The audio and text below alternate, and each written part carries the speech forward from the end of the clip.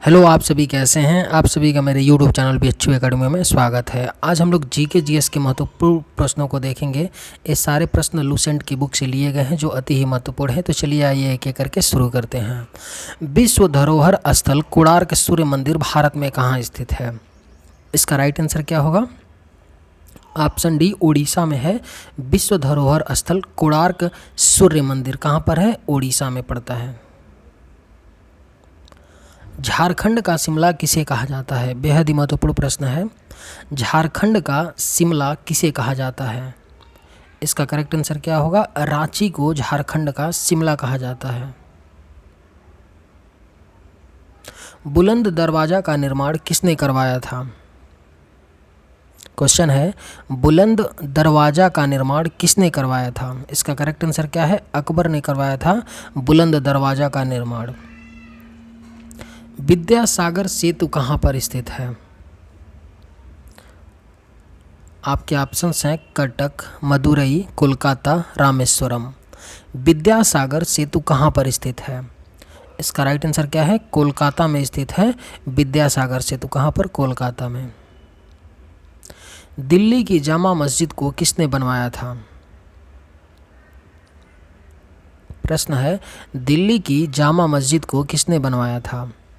इसका correct answer क्या होगा? शाहजहां ने बनवाया था दिल्ली की जामा मस्जिद को। किसने बनवाया था? शाहजहां ने। बहमनी सुल्तानों का गोल गुंबज कहाँ स्थित है? बेहद ही महत्वपूर्ण प्रश्न है। बहमनी सुल्तानों का गोल गुंबज कहाँ स्थित है?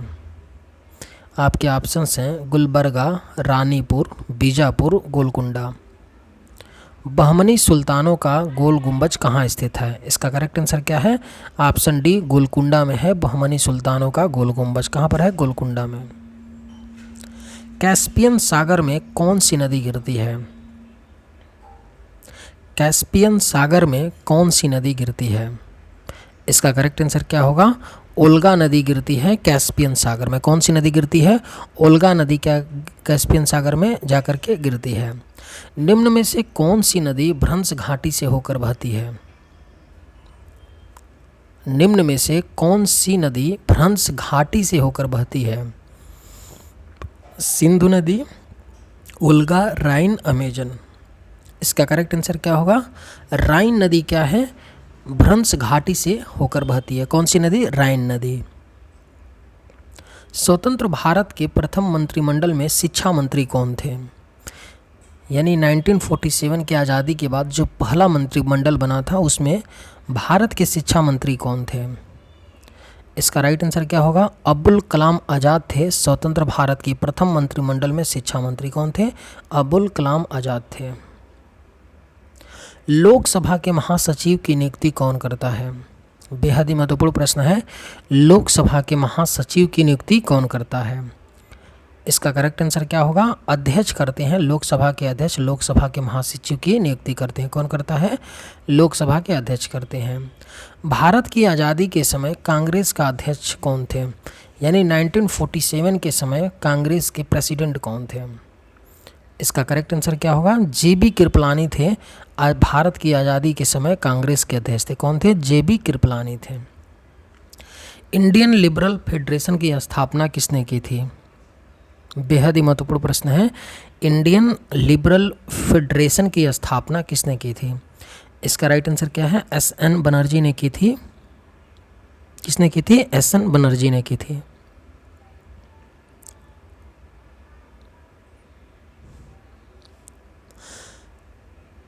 इंडियन लिबरल फेडरेशन की स्थापना किसने की थी? SN बनर्जी ने की थी। 1857 के विद्रोह को किस उर्दू कवि ने देखा था? विद्रोह को किस उर्दू कवि ने देखा था? इसका करेक्ट आंसर क्या होगा? मिर्जा गालिब ने देखा था। 1857 के विद्रोह को किस उर्दू कवि ने देखा था? मिर्जा गालिब ने। 1857 का विद्रोह कहाँ से प्रारंभ हुआ था? इसका राइट आंसर क्या है? यूपी के मेरठ से हुआ था। 1857 का विद्रोह प्रारंभ कहाँ से हुआ था? यूपी के मेरठ से शुरू हुआ था। 1857 के विद्रोह का नेतृत्व बिहार में किसने किया था? 1857 की विद्रोह का नेतृत्व बिहार में किसने किया था? इसका राइट आंसर क्या होगा? कुंवर सिंह ने किया था। 1857 की विद्रोह का नेतृत्व बिहार में कुंवर सिंह के द्वारा किया गया था। किसके द्वारा? कुंवर सिंह। रानी लक्ष्मीबाई का मूल नाम क्या था? इसका राइट आंसर क्या होगा? मणिकर्णिका। रानी लक्ष्मीबाई का मूल नाम मणिकर्णिका पे एक मूवी है जिसमें हीरोइन कौन है? कंगना रनौत है। रानी लक्ष्मीबाई का मूल नाम क्या था? मणिकर्णिका था। सारनाथ के धमेक स्तूप का निर्माण किस काल में हुआ था? बेहद ही महत्वपूर्ण प्रश्न है। सारनाथ के धमेक स्तूप का निर्माण किस काल में हुआ था? इसका करेक्ट आंसर क्या है? गुप्त काल में हुआ था। सारनाथ के धमेक स्तूप का निर्माण कब हुआ था? गुप्त काल में। गुप्त काल की सोने की मुद्रा को क्या कहा जाता था? आपके ऑप्शंस हैं निष्क, काकड़ी, दिनार, करसापड़। गुप्त काल की सोने की मुद्रा को क्या कहा जाता था? दिनार कहा जाता था। क्या बोलते थे? गुप्त काल की सोने की मुद्रा को दिनार बोलते थे। कुमार संभव महाकाव्य किस कवि ने लिखा था? इसका राइट आंसर क्या होगा? कुमार संभव महाकाव्य किस कवि ने लिखा था? इसका करेक्ट आंसर क्या है? कालिदास के द्वारा लिखी गई है कुमार संभव महाकाव्य। फाहियान किसके शासनकाल में भारत आया था? फाहियान क्या था? एक चीनी यात्री था। किसके शासनकाल में भारत आया था? इसका राइट आंसर क्या है? चंद्रगुप्त द्वितीय के शासनकाल में फाहियान क्या था? भारत आया था। फाहियान कहाँ का निवासी था? अभी ऊपर हम लोगों ने पढ़ा कि फाहियान कहाँ का निवासी था? चीन का निवासी था जो चंद्रगुप्त द्वितीय के शासनकाल में भारत आया था। किस गुप्तकालीन शासक को कविराज कहा गया है? इसका राइट आंसर क्या होगा? समुद्रगुप्त को। किस गुप्तकालीन शासक को कविराज कहा गया है? समुद्रगुप्त को। चलिए अगले प्रश्न पे चलते हैं।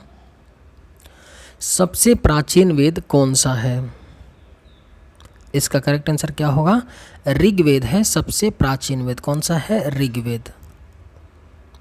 ऋग्वैदिक आर्यों का मुख्य व्यवसाय क्या था?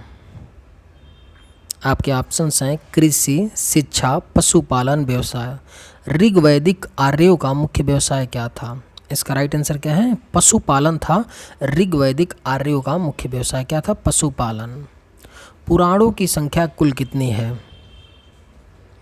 इसका करेक्ट आंसर क्या होगा? ऑप्शन है 18 है। पुराणों की कुल संख्या कितनी है? 18 है। इसे नोट डाउन आप लोग कर लीजिएगा। कई एग्जाम में पूछा जा चुका है कि पुराणों की संख्या कितनी है। गुप्त काल की सर्वाधिक लोकप्रिय देवता कौन थे? बेहद ही अच्छा क्वेश्चन है। गुप्त काल की सर्वाधिक लोकप्रिय देवता कौन थे? इसका राइट आंसर क्या है? ऑप्शन बी, विष्णु भगवान थे गुप्त काल के सर्वाधिक लोकप्रिय देवताओं में से। कुमार संभव महाकाव्य किस कवि ने लिखा था? अभी हम लोगों ने सेम क्वेश्चन पढ़ा है। कालिदास ने लिखा था कुमार संभव महाकाव्य। किस कवि ने? कालिदास ने। किस विदेशी यात्री ने भारत का दौरा सबसे पहले किया था? बेहद ही महत्वपूर्ण प्रश्न है। वह कौन विदेशी यात्री था जो भारत का दौरा सबसे पहले किया था? इसका करेक्ट आंसर क्या है? मेगास्थनीज ने किया था। भारत का दौरा सबसे पहले किया था। किसने? मेगास्थनीज ने किया था। मेगास्थनीज की पुस्तक का नाम क्या है?